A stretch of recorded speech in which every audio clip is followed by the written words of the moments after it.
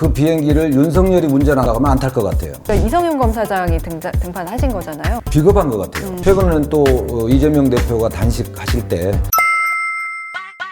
네, 안녕하세요. 쉽게 뜯어먹는 이슈 토크 정치킨입니다. 22대 총선 최대 격전지 가운데 하나가 전주 을인데요.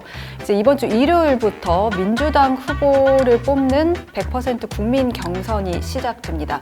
저희가 이제 유권자 여러분들이 후보자들의 면면을 보고 살피실 수 있도록 후보자들을 차례로 만나는 시간 가지고 있는데요. 오늘은 최형재 예비 후보님 나오셨습니다. 네, 안녕하세요. 네. 일할 때 일하고 싸울 때 싸우는 전주을의 민주당 전주을의 예비 후보 최형재입니다.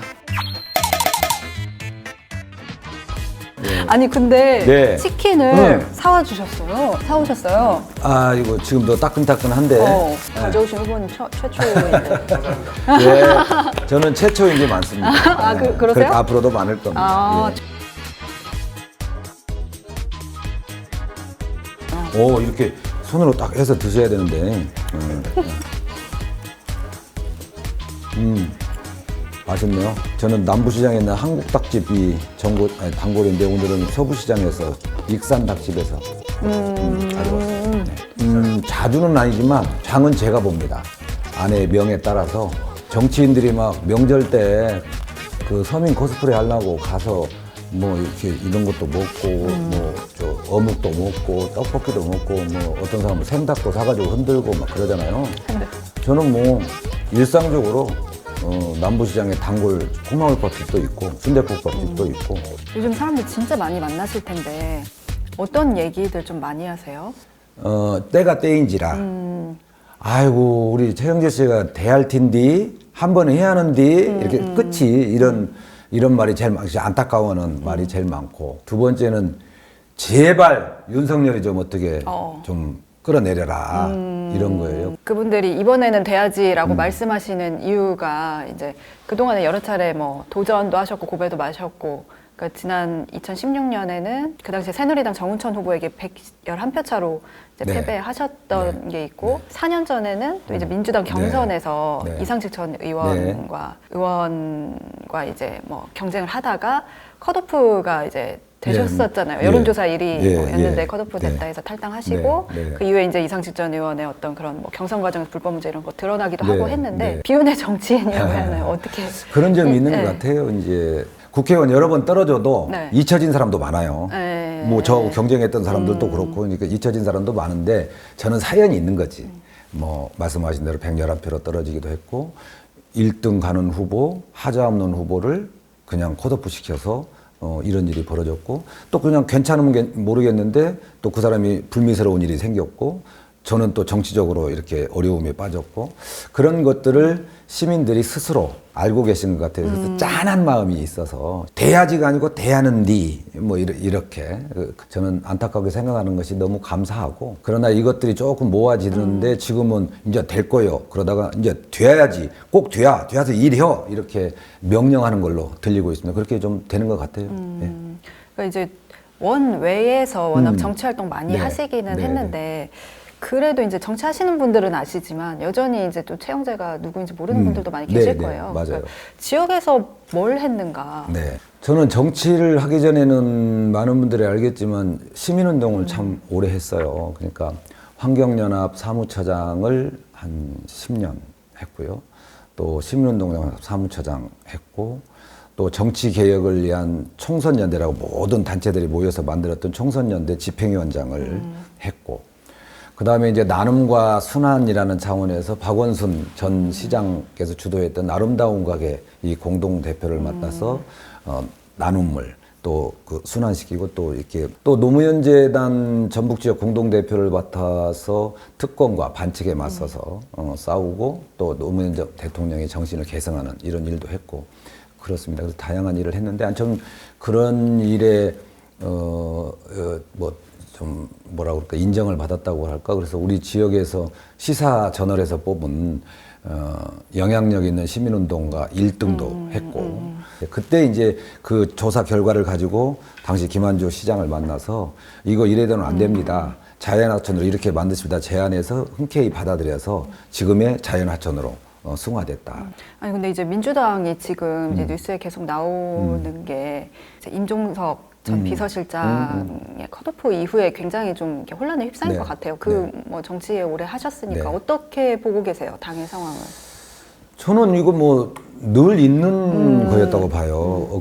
그저께 제가 박지원 전 비서실장도 그러더라고요. 정말로 제왕적 총재였던 김대중 총재도 공천 끝나고 나면 공천할 무렵에는 호텔로 도망가 있었대요. 집에 안 들어오고. 그래서 거기서 전화로 누구 뭐 권노갑 씨나 누구 시켜서 어떻게 정리하고 나중에 이제 공천 끝나고 나면 이제 그 후보들 중심으로 끌어가고 그랬다 하는데 친노가 친문이고 친문이 친명입니다. 민주당의 정통은 쭉 이어오고 있고요. 지금 이번에 공천에서 배제된 사람들이 친문만 있는 게 아니에요. 친명도 많고 예를 들면 저도 전주 의뢰에서 친명 아닙니까? 전라북도에서 꼽는 친명인데 저 단수 할 수도 있어도 단수 안 주잖아요. 그리고 경선하라고 하는데 또 새로운 사람을 보내서 혼란도 주기도 하고 그렇잖아요. 저 거기에 불만 없어요. 그냥 그 당에서 결정하는 방식대로 해서 이기는 선거 치르려고 정말 노심초사하고 있고 그렇게 봅니다. 그리고 이제 이렇게 쭉 정리하다 보면 나중에 보니까 혁신은 어디서 했지? 저거는 돌려막기 했네? 민주당은 혁신했네? 많이 바꿨네? 새로운 사람이 들어왔네? 일할 만한 사람이 왔네? 이런 평가를 받을 거라고 봐요. 그래서 저는 바로 민주당 또는 우리 후보들이 회복돼서 국민들의 관심을 받을 거다 이렇게 확신합니다. 그 전북 정치는 지금 어떻게 평가하세요? 21대 전북 정치, 왜냐면 뭐 새만금 그 잼버리 실패부터 해가지고 예산 삭감, 지금 선거구는 뭐 다행히 열세게 지켜지는 것 같아요. 그건 사실은 좀 역사적으로 보면 우리가 대선 후보가 있었고 당대표가 있었고 국회의장이 있었고 이럴 때도 국회의석은 계속 줄었어요. 계속 줄었고 또 전북이 늘 전남북으로부터 소외된다, 영남으로부터 소외된다, 수도권으로 소외된다, 뭐 이렇게 삼중고에 있다는 얘기를 계속 있어 왔다고요. 인구가 너무너무 줄어들고 있어서 불가피하잖아요. 지금 수도권이 아마 제가 정확한 수치를 보는 게 123석일 겁니다. 지역구가. 그리고 이제 비례대표가 47석인데 합치면 160석이 돼서 과반이 넘어요. 그러니까 그 사람들 중심으로 될 수밖에 없어요. 여기서 아무리 발부둥 쳐도 그냥 뭐 들어주는 척하고 그냥 다수결로 하면 그렇게 된단 말이에요. 그래서 호남이 특히 전북이 그렇게 고통스러워하고 있으니 그걸 배려해 줘야지 기분 나쁘다고 예산 깎고 누가 뭐 입 막았다고 또 예산 깎고 이렇게 감정적으로 하는 거는 그래서 국민들이 조기 종식시켜야 된다 이런 말이 나오는 거죠. 저는 옳지 않다고 봐요. 그러니까 제도개혁, 개인적인 노력, 여당의 태도 변화 많이 다 통합적으로 종합적으로 필요하다 생각합니다. 전주 의리 그러니까 굉장히 좀 특이한 선거구잖아요. 전북에서 유일하게 이제 본선에서 진보당 뭐 현역과 강성희 의원 그리고 국민의힘 비례대표 의원, 뭐 정운천 의원과 그리고 이제 민주당 후보가 이제 만날 텐데 그래서 더 주목이 되는 지역이기도 한데요. 일단 이제 뭐 민주당 경선이 당장 이제 앞에 있는데 5명이 하여튼 참여를 하게 됐어요, 결과적으로. 어떻게, 그러니까 이성윤 검사장이 등판하신 거잖아요. 그 문제는 어떻게 보세요? 많은 분들이 염려하시는데 저는 이 지역에서 처음에 6명이 했죠. 6명이 준비를 했죠. 그때도 많다고 했는데 저는 6명 중에서 잘 경쟁해서 합리적으로 뽑고 그 뽑은 사람을 중심으로 원팀이 되면 뭐 그 본선도 걱정 없다 이렇게 생각했고 또 통계가 사실 그렇습니다. 그런데 이제 걱정이 많아서인지 뭐 또 새로운 사람이 오게 됐는데 저는 새롭게 오게 된 사람이 생각보다는 처음에 제가 만나고 책을 만나고 그 얌전해 보여서 그냥 그런 대로 호감이 있다고 제가 페이스북에도 썼고 그런데 이번 태도를 보니까 비겁한 것 같아요. 또 이런 말 하면 법률 전문가라 또 고소고발하고 압수수색 요청하고 그럴지 모르겠는데 비겁한 것 같아요. 왜냐하면 저 인터뷰나 이런 걸 보면 저 기자회견 할 때도 당에 따르겠다, 당이 결정한 대로 따르겠다 이런 얘기를 많이 하시더라고요. 근데 당 결정사항은 다 본인한테 유리한 거거든요. 가점 문제도 그렇고 또 방송에서 띄워주는 문제도 그렇고 다 유리한 거는 당에서 하는 대로 결정에 따르겠다고 하고 언론에서 알려달라고 하는데 그거는 당에서 권유하고 나가라고 하는데 거기는 안 나가고 그런 건 비겁한 행위죠. 그리고 자기 말만 할 수 있는 일방적으로 할 수 있는 유튜브나 이런 데는 나가고 토론은 상호 토론이 되고 검증되는 데는 안 나가고 좀 비겁한 행동이다 이렇게 생각합니다. 어쨌든 시민들, 유권자들에게 지금 전북 정치의 어떤 존재감 이런 거에 대한 또 열망이 있는 부분이 있고 이성윤 검사장이 뭐 반윤의 상징성 이런 선명성을 좀 가지고 있잖아요. 그러니까 그런 부분에 대해서 긍정평가가 있을 수도 있을 것 그러니까 같은데. 저는 그게 이제 잘못된 이미지인데 그런 게 이제 그 벗어질까 봐서 그 가면이 이미지가 벗겨질까 봐서 이런 토론에 안 나오는 것 같은데 그분 책을 봐도 반윤이라는 말 전혀 없고 꽃만 얘기했고 안에 아픈 거 그리고 꽃만 얘기하고 그랬지 뭐 또 검찰 개혁에 대해서 어떤 얘기도 한 적도 없고 그냥 윤석열이 본인한테 욕했기 때문에 기분 나빠서 덤비는 거 외에는 없는 것 같아요. 그래서 그런 건데 그게 뭔 상징이다 그건 뭐 좀 이미지 아닌가. 그러니까 아무래도 이제 뭐 정운천 후보, 국민의힘 정운천 후보 그리고 진보당의 강성희 후보 뭐 이렇게 다 버티고 있기 때문에 내가 본선에서 경쟁력이 있어서 당이 날 여기로 보냈다 이렇게 주장을 하고 계시는데 그거 본선에 경쟁력이 있는지를 만약에 본인이 어떤 통계나 자료를 가지고 이 얘기했다면 내놓으면 좋겠어요. 그거는 왜냐하면 당에서 조사한 건 보여줄 수가 없거든요. 저는 지금 모르거든요. 근데 보여줄 수가 없는데 만약에 그걸 보고 그랬다 하면 저 기밀 누설이 됐거나 이건 편파적이거나 그건 저는 따져볼 일이라고 봐요. 그리고 그런 통계를 봤다면 저는 그분이 여론조사한 걸 한 번도 듣지 못했어요. 그러니까 그걸 봤다면 보여줘야 된다고 생각하고 그 말에 대해서는 책임져야 된다고 봐요. 그리고 지금 주민들이나 각 후보 진영에서는 최영재가 제일 두렵다. 그렇게 얘기합니다. 그리고 제발 좀 낙하산이 왔으면 좋겠다. 왜냐하면 두 가지 측면이 다 있어요. 지역 기반을 너무 모르고 저 지역 모르면서 토론에 나가고 오만하다는 점 이런 점도 그렇고 또 이제 반면에 우리 많은 숫자가 그러지만 또 한 20-30% 정도는 싸울 때 싸우지만 일할 때 일해야 되는데 오로지 윤석열만 잡겠다고 저러고 하면 윤석열 저 좀 이상한 그 성격의 소유자라고 이렇게 평을 하는 사람들이 있잖아요. 그런 그 사람들이 예산을 더 안 줄 수도 있다. 강성희 의원 같은 경우에는 윤 정권과 이제 입틀막 사건이 있으면서 뭐 대립각을 세울 수 있는 후보다라는 걸 강조하고 있는데 뭐 그거에 비해서 본인의 경쟁력은 어떻게 보세요? 우연히 한번 반짝한 거잖아요. 그러니까 하여튼 입틀막이 됐던 저는 제가 할 수 있는 일, 원외 정치인으로서 할 수 있는 일, 민주적 통제가 될 수 있도록 하는 제도적 개혁을 계속 요구했고 최근에는 또 이재명 대표가 단식하실 때 같이 동조 장식을 해서 윤석열 정부 검찰 독재 또는 혐오 정치에 대해서 항의하는 단식도 했고 저는 뭐 상당히 꾸준히 몸을 던져서 그냥 이례적으로 타의에 의해서 뭐 이렇게 강제적으로 뭐 유명해진다 이런 게 아니라 제가 몸을 던져서 해왔습니다. 그래서 그런 점은 분명히 차이가 있을 거고 그 시민들께서 그런 걸 조금씩 알아봐 주시는 것 같아서 좀 다행입니다. 국민의힘 정운천 의원은 어찌됐든 지금 현 정권 하에서는 지금 뭐 전북이 픽밥을 받고 이제 뭐 예산 문제가 있었지만 예산 사건 문제가 있었지만 이런 상황에서 나라도 없으면 그 연결고리가 아예 끊어진다 전북 이런 주장하고 계시거든요. 저는 참 정운천 의원이 안타까워요. 내가 정운천 씨의 참모라면 말이라도 윤석열 대통령에 대해서 김건희 씨에서도 좀 공격하고 항의하고 그랬으면 좋겠어요. 한마디를 못 하잖아요. 그리고 새만금 예산이든 뭐든 본인이 따왔다고 통과되자마자 현수막 쫙 대기하고 있다 붙였더라고요. 그런 건 이제 그런 걸 이제 우리 전문용어로 숟가락 얹는다고 하거든요. 숟가락 얹는 건 아주 선수더라고요. 그때 국토교통위하고 농해수위에서 논의를 하는데 국민의힘이 산 게 아무것도 없어요. 반대만 했어요. 근데 그분이 사진 몇 개 예결위원장 만나고 사진이 얼마든지 찍을 수 있지 않겠어요. 사진 찍어놓고 내가 했다고 올려놓은 거예요. 그런 젓가락 올리는 정치, 숟가락 올리는 정치는 안 해야 된다고 봐요. 말 한마디도 못하면서 표만 달라고? 그건 시민의 정서를 너무 모르는 거죠.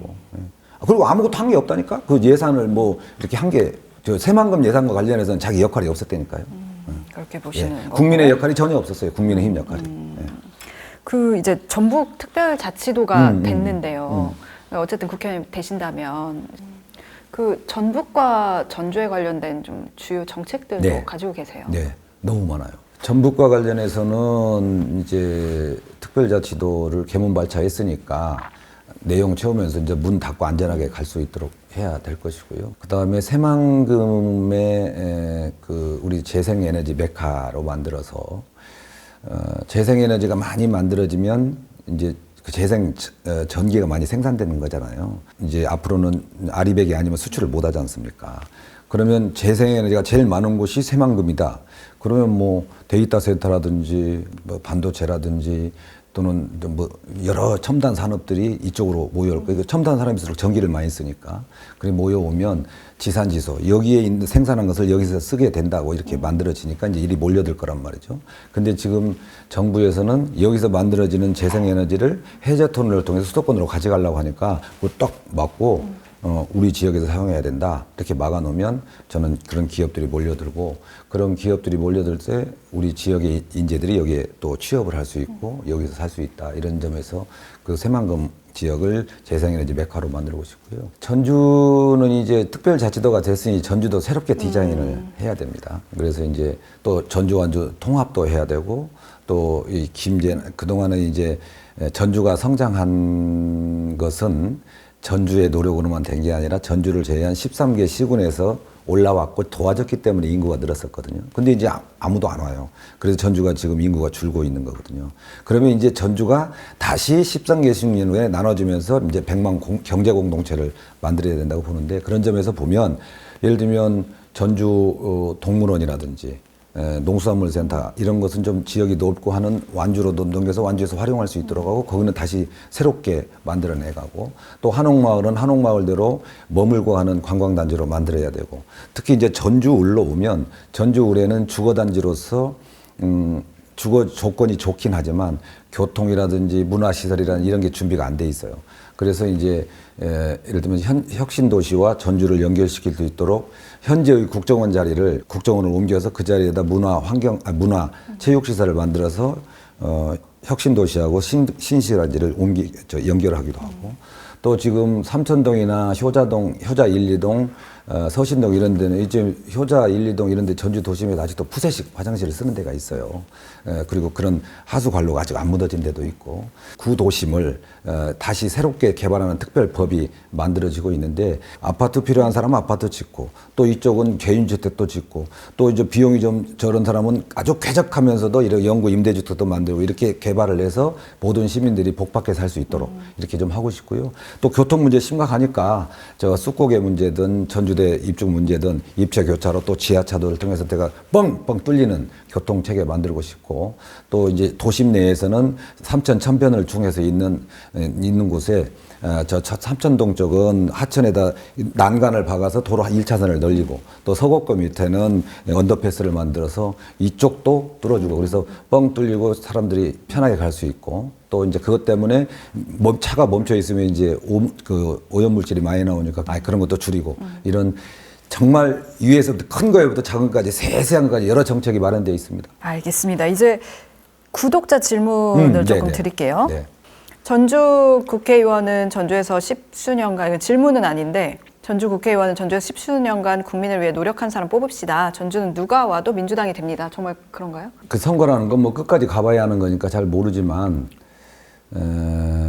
제가 볼 때는 지금 경선을 하는 사람들이 원팀을 이루고 그렇게 한다면 이제 정당하게 경선했으니까 원팀을 이루고 그러면 저는 승리할 수 있다 이렇게 생각합니다. 누가 되더라도 원팀을 이루는 데는 협력을 그렇지 않을까요? 그러니까 여기서 전주를 잘 알고 이런 분들이 하게 되면 그런데 뭐 특혜에 빠져서 이런 사람이 오게 된다면 또 그 변화가 있을 수도 있죠. 예.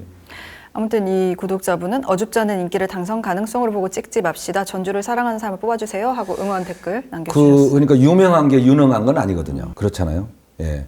뭐 나쁘게 유명한 사람도 있을 것이고 그러니까 유명한 게 유능한 건 아니에요. 그러나 지역에서 다 이리 써보고 저리 써보니까 괜찮다 이렇게 시민들이 얼마나 자세히 받겠어요. 그런 사람 중에서 뽑으면 뭐 저는 괜찮다고 보는데. 이번에 낙선하시면 네. 3연속 낙선인데 그 다음 총선에도 출마하실 건가요? 3연속인 제가 뭐 안 세봐서 잘 모르는데 모르는데 저는 이번에는 승리할 거예요. 그리고 제가 낙선했어도 다 사연이 있잖아요. 그래서 이번에는 당선이 될 거라고 보고요. 낙선에 대해서는 생각해 보지 않았어요. 당선될 거고 당선이 되면 아마 자꾸 연습하고 초보로서 뭐 이렇게 휘청거리고 이러지 않고 바로 실전에 투입될 수 있는 준비가 돼 있다. 이렇게 말씀드립니다. 토론을 잘 봤습니다. 이덕춘 후보가 최 후보님을 몰아세우던데요. 마상은 입지 않으셨는지 혹시 뒤끝이나마 민주당 전주울 원팀이 깨지는 건 아닌지 걱정됩니다. 몰아붙이는 게 아니고 이제 그러니까 뭐 저는 정치하는 사람으로서 그런 검증을 충분히 받아야 된다고 생각하고요. 저는 그걸 보면서 속으로는 좀 흡족했어요. 아, 내가 이렇게 좀 앞서가는구나. 그러니까 저렇게 급하게 몰아붙이는구나 이런 생각했거든요. 저는 충분히 검증 받아야 된다. 앞으로도 더 검증 받아야 되고 내가 잘못한 것은 바로바로 사과도 하고 또 개선해 나가고 이럴 자세가 충분히 돼 있습니다. 네, 알겠습니다. 마지막으로 우리 유권자분들에게 그 말씀. 예, 유권자 여러분, 저 일할 때 일하고 싸울 때 싸울 줄 아는 최 형제입니다. 지금 많이 늘 안타까워해요. 또 동정하고 저 사람 한 번은 해야 되는데 또 좀 이번엔 돼야 되는데 이렇게 걱정하시더라고요. 걱정 너무 감사합니다. 주민들한테 너무 사랑을 받는 것 같습니다. 선거 시기에 아마 고민이 정말 많으실 거예요. 예를 들면 현수막을 보면 막 양날개로 가야 된다고 그 비행기 걸려있는 사진도 있더라고요. 제가 그 비행기를 윤석열이 운전한다, 조정한다 생각하면 안 탈 것 같아요. 저는 시민 여러분 그걸 좀 판단해 주시고요. 걱정, 또 안타까움, 여기에서 조금만 한 단계 발전해서 3월 3일, 4일 전화 오시면 전화 받아서 끝까지 여론조사 받아서 최영재 꾹 눌러주시면 그 걱정이 이제 명령으로 바뀝니다. 최영재도 당선돼서 일 좀 해라. 그렇게 미치도록 일하고 싶다고 했는데 네가 준비된 거 충분히 일해라. 이렇게 명령하시게 되는 겁니다. 여러분 명령은 바로 3월 3일, 4일 경선에서 최형재를 선택해 주시는 겁니다. 최형재 선택해 주시면 아, 하나 뽑아놨더니 쓸만하다. 정말 속에 꽉 차게 됐고 그냥 속이 후련하게 일한다. 이런 모습 반드시 보여드리겠습니다. 저는 최형재는 한다면 합니다. 보여드리겠습니다. 고맙습니다. 알겠습니다. 네, 오늘 말씀 여기까지 듣겠습니다. 네, 고맙습니다. 감사합니다. 예. 아우, 치킨 맛있다.